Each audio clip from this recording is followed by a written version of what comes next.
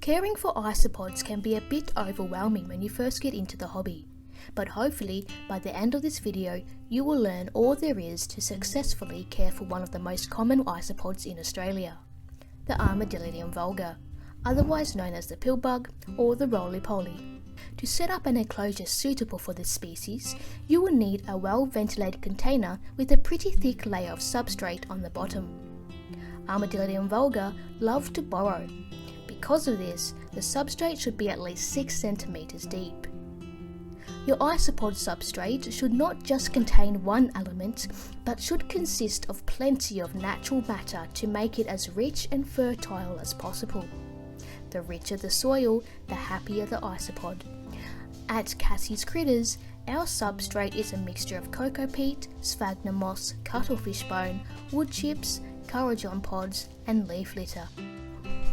They prefer tropical environments, so their enclosure will need to be misted more frequently than other species. A moisture gradient is also recommended. This means that one side of the enclosure must remain moist and the other side of the enclosure should remain relatively dry. Decaying wood and leaf litter make the majority of the isopod's diet, so plenty of wood and leaves should then be added on top of the substrate. You can use any type of wood, so long as it isn't green, but be mindful of trees that create a sticky sap. The sap may be hard and dry when you put it into the enclosure, but once it gets wet, it will create a sticky trap which could potentially kill any isopods that get stuck in it. As for leaf litter, any tree leaves are suitable for isopod food, so long as they are dry. We commonly use a mixture of pear, coragon and eucalyptus leaves. You may have heard in the isopod hobby, especially in Australia where eucalyptus is native and plentiful, that eucalyptus leaves are poisonous to isopods and should not be used. But this is only half true. Eucalyptus leaves are poisonous to isopods, but only if the leaves are still green and contain eucalyptus oil, which can be found in insecticides. Dry eucalyptus leaves are perfectly safe to use for isopods because they do not contain any oil whatsoever. A calcium source should be provided to ensure that molts are successful. You can provide calcium by using cuttlefish or crushed up eggshells. You can also feed this species fruit and veggie scraps such as apple, carrot and cucumber.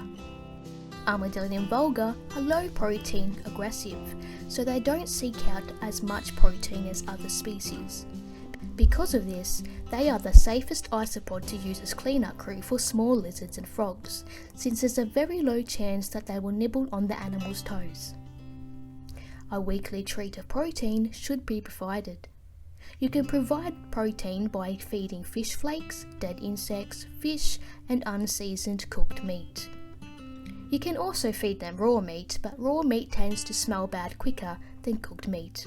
Because of their very hard carapace, Armadillidium vulgare is not recommended to use as feeders. Invertebrates such as spiders and centipedes may find it difficult to pierce through the Armadillidium vulgare's hard body. And lizards may get compacted if they eat a lot of this species because a hard carapace is a lot harder for the digestive system to digest. And that is the basic care for Armadillidium vulgare. Be sure to subscribe so you don't miss out on our next video, which will explain all the common problems that you may come across with your isopods and how to fix them.